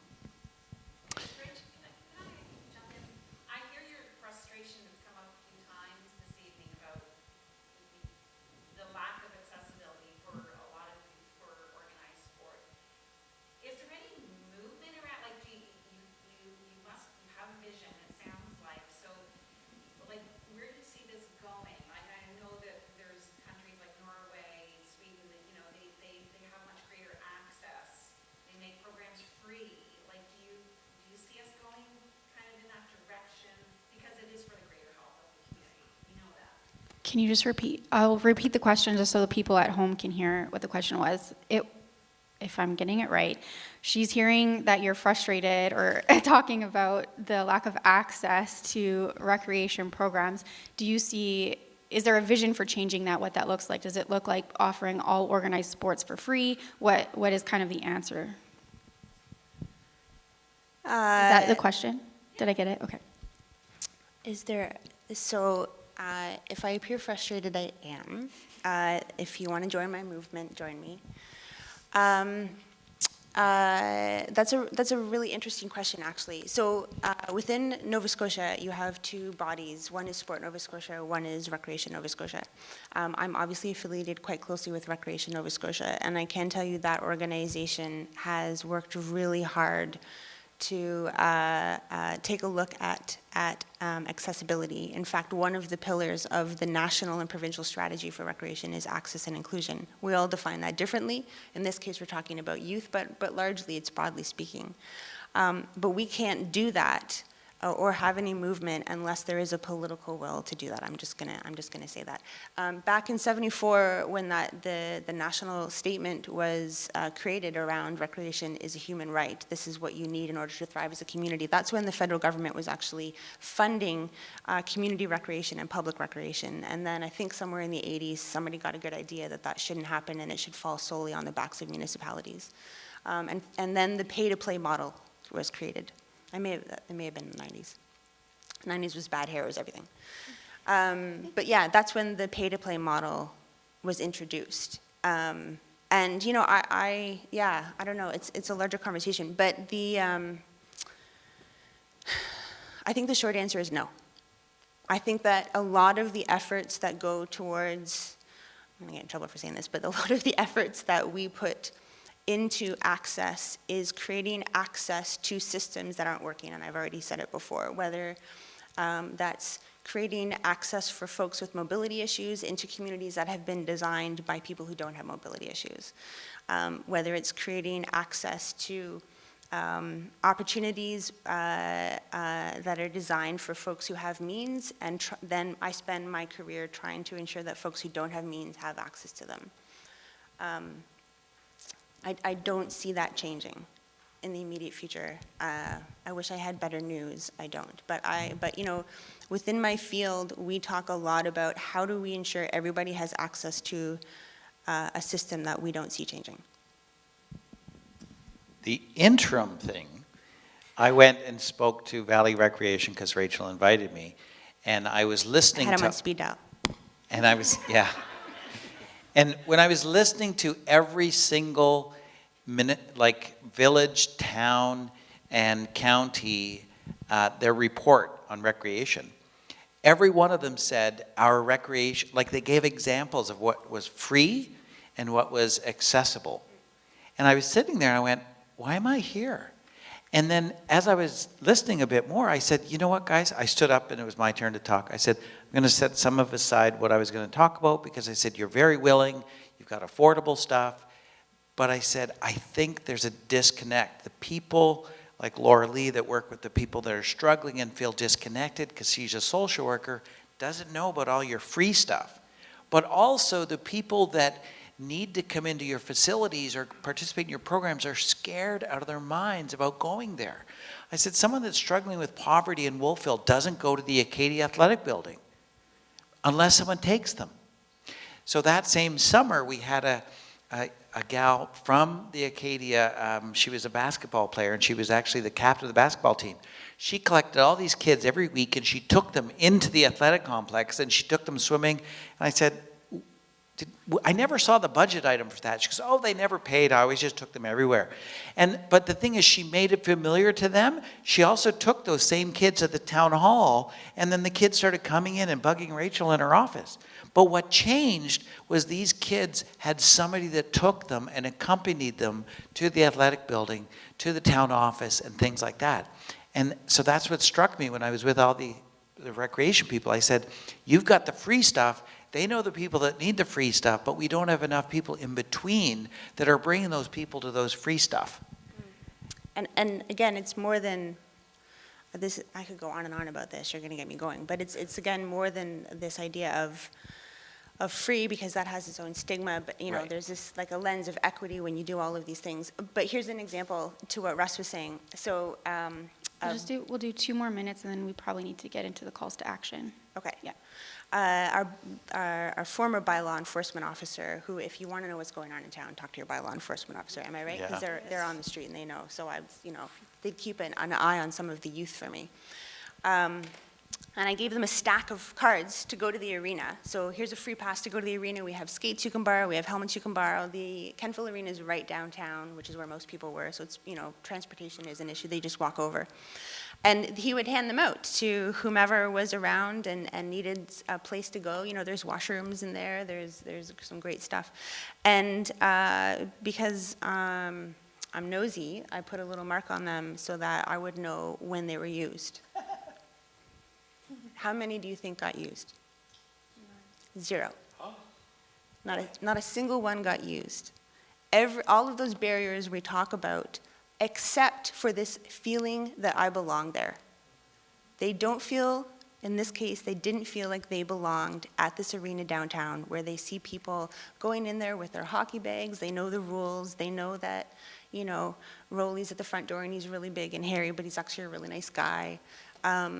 Yeah, so having that connection is really, really key. And I think it goes, again, back to what we value as a society. And I'll be upfront, I have 2 varsity athlete daughters, so I was part of the system. But what we value in sport versus recreation, which I just learned from Rachel last week, and organized sport we value as a society. And the better you are at it, the more we value. And we'll give you money to go to school, and please come to us. But if you're in host league hockey, well, you're a bit of a failure. You have to be in rep hockey. So again, what we value and who we elevate in our society, and that gives those kids that feeling of, should I be there, should I not? I'm not good enough.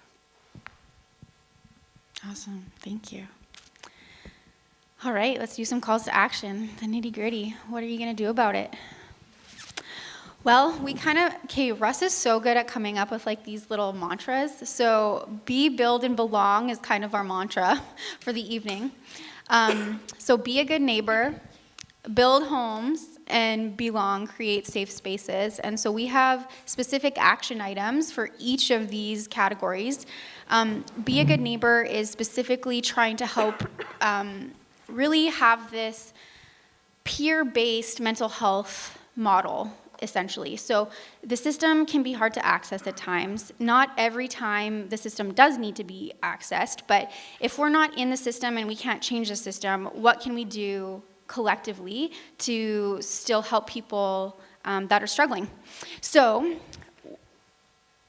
be a big brother and big sister is a really big one. We know if somebody's experienced adverse childhood events, that if they have just one steady, healthy adult in their life, there's resiliency there, like you talked about. And so we also know that there's at least a 40-person wait list right now. There are so many littles that need bigs and not enough bigs. So if you have a couple hours a week to spare, sign up to be a big brother, big sister. Being a mentor in somebody's life gives them that social connection, that person to take them into all of these community spaces and get them more deeply rooted in the community. So you can go do that. Very, very tangible, very practical. Yeah. Help create community safe spaces. So we actually are going to have another follow-up discussion, if you're interested, on creating safe spaces. So the kind of vision for this is that every community would have an indoor community space that could be used from an intergenerational perspective. And so we're kind of going to vision about what that could look like. Are there spaces already in the community that could be used? Who can run that? The portal certainly can't take on all of that, and neither can one individual rec department take on all of that. But if we work together as a community, we could probably get a really nice indoor community center going, essentially. And I mean, think like ping pong tables and things. Like a youth who is really kind of active in their mental illness is not necessarily going to be able to sit down in front of a counselor in a room and do counseling. But I can tell you, last week, somebody wandered in and I said, hey, do you want to play ping pong? We set up this little rickety ping pong thing with broken paddles, and he told me all of his traumas for an hour and a half. And so there's this tangible thing that happens when it's not so serious. And it was simply just about a safe space and having some, not even, like it was broken equipment, I'm not even kidding. So we don't need to like shoot for the stars here. We can just make something adequate and it will be helpful. The last couple things are get familiar. I think one of the things that, there's stigma against youth, there is stigma against mental illness. Lucas's story is quite extreme. Like, the experience of schizophrenia is can be really scary. And if you've never seen somebody with active symptoms of schizophrenia, that can also be scary. They're saying things out of nowhere, like he's probably talking about how he's the Antichrist to a bunch of random strangers. And as a stranger, you're like, what the heck's happening? And this is really scary too. But if you have a little bit of an education and an understanding about what might be happening for that person, and also the understanding that this doesn't necessarily make them a dangerous person, then it's a little bit easier to tolerate, a little bit easier to understand, and a little bit easier to help. So you can Kelly, just a quick comment. Keeping in mind, Glenn gave the percentage. It's a small percentage of the population. Yeah. But when we don't have kids connected in recreation and we have them disconnected in community, they can develop mental illness-like symptoms because of their trauma and their stress, Totally. which doesn't mean they have schizophrenia, but there's lots of stuff going on. Yeah. So mental health first aid, you can take that online, and it gives you a pretty general overview. And so I would recommend just educate yourself, and that can go a long way. The other thing is ASSIST, which is Applied Suicidal Intervention Skills Training. You can also take that online. Personally, I feel like this is one of the most beneficial courses you can take because, again, it's reducing the stigma around somebody that's experiencing suicidal ideation. A lot of times you actually, in the end, don't need to call the police or need to go to the hospital because it's really about asking the right questions, listening well, and you can de-escalate a lot of situations. You don't need necessarily a medical professional to do that. You can equip yourself to be able to do that in the community. And the more people in the community are safe people to talk to about things like suicidal ideation, that stigma also goes down. If everybody knows that we can talk about suicidal ideation and not get totally freaked out about it, then people are more likely to talk about it when it's happening, and then you can intervene a lot quicker. So yeah, get ASSIST training. It's awesome. The next section is build homes. So as I ranted about, we need more housing stock. And so one way you can do that without actually creating another home is to be part of the host home program like Russ talked about. You can go to our website. There's an application online. Our lovely staff, Amanda, is our host home coordinator. And we always need more host homes. So not every youth is a good fit for a host home. We're screening for if they're ready for that kind of environment. But the more host homes we have in more locations also gives youth more choice. So when we're going to a meet and greet with a host home, if they're saying, you know what, I don't feel comfortable here, we have another option. Okay, well, let's go see this other host home. Now they have choice. Now they have buy-in. All of those things make hosting a lot easier. And also location. Sometimes they need to be out of a certain area for safety reasons, so we need to move into a whole other area. And so the more the merrier. Support coordinated access. So I don't know if we fully got into what coordinated access is, so I'll explain it just a little bit.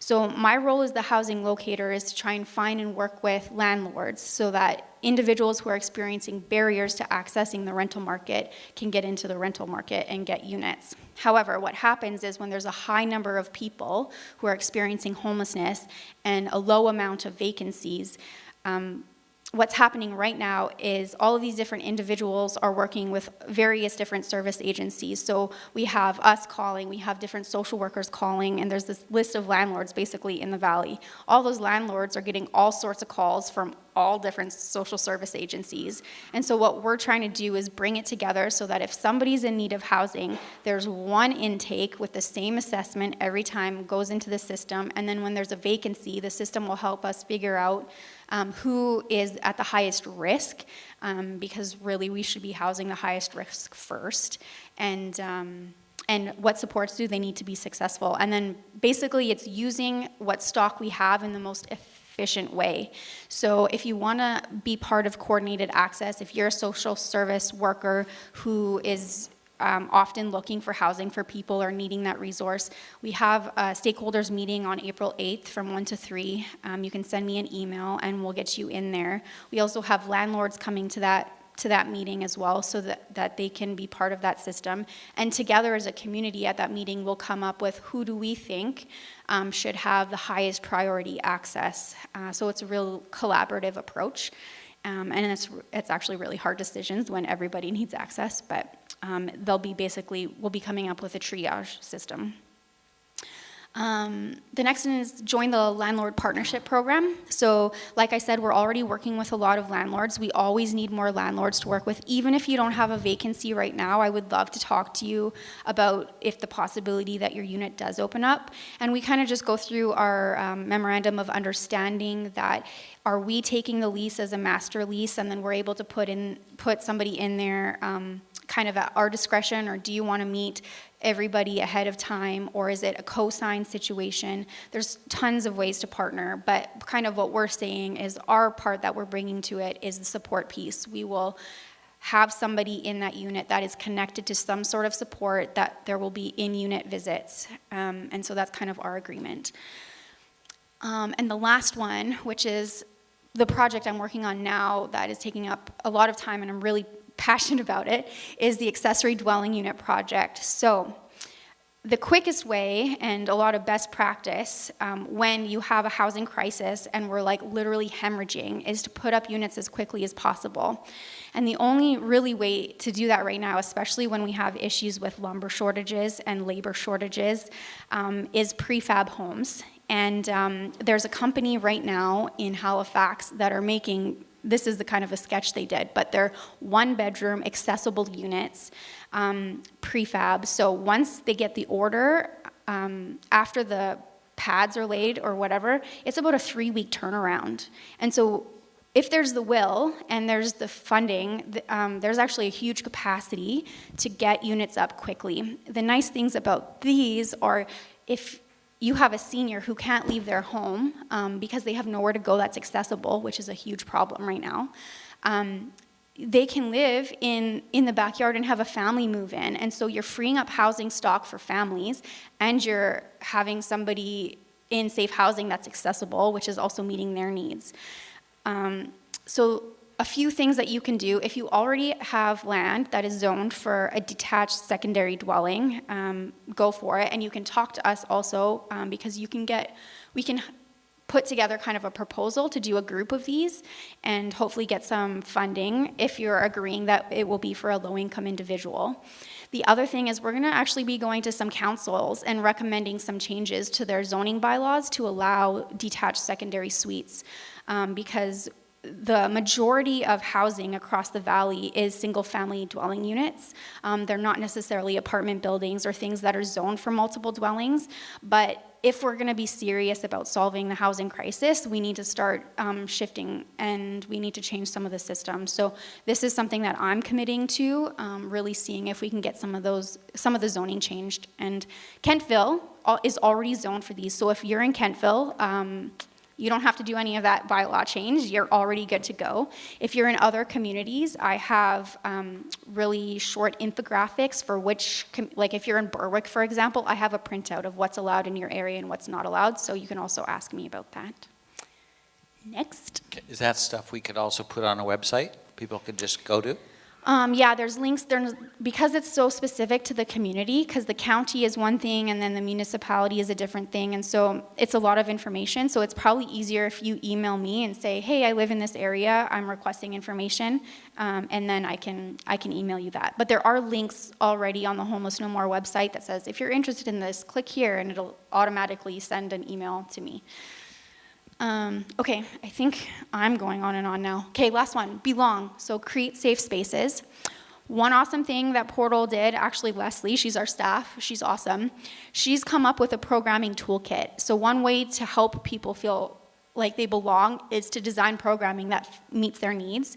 One of these is the prevention programming toolkit. So if you're going to run summer programming, if you're going to run any sort of sports programming or anything like that, we have a whole toolkit. It breaks a lot of things down. You can download it for free on the Portal website and the Homeless No More website. So access that. And we are going to have a follow-up workshop around creating safe spaces. So what do these community spaces look like? Where could we put them? Who wants to be involved? Do you want to volunteer to take a few hours an evening each week to kind of monitor the space? So we're really going to do some visioning around that. And these are just some of the values that we want to be in all of these spaces. And I think that's it. One more slide. Oh, these are all the links.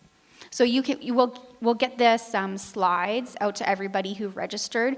In your packages, everybody got a physical package who's here. All of these dates are in there. The links are in there. So just check out your green packages you have, and there will also be a giant PDF sent to anybody who's online with all of this information. I do want to draw your attention. There's community health boards have also been trying to advocate for their kind of pillars. Housing and recreation just happen to be one of those pillars as well. So there's a little kind of blurb if you want to write a note to your municipality around housing or about recreation. There's the postcards from the community health boards and some templates you can use. So you can check those out as well. And yeah. We have a lot of people to thank. You can read them all there. We definitely have lots of funders, lots of personal supporters, and a thank you to our panelists for joining us today and everybody who came out. I think we had 200 people register online. This will be recorded, or it has been recorded, so we'll be able to send that out online. If somebody wasn't able to be here or watch tonight, I would encourage you to have them share it. It'll be on YouTube, and the more people that are involved in this, the more likely we are to change the community for the better. So, those are all your funders. Thank you.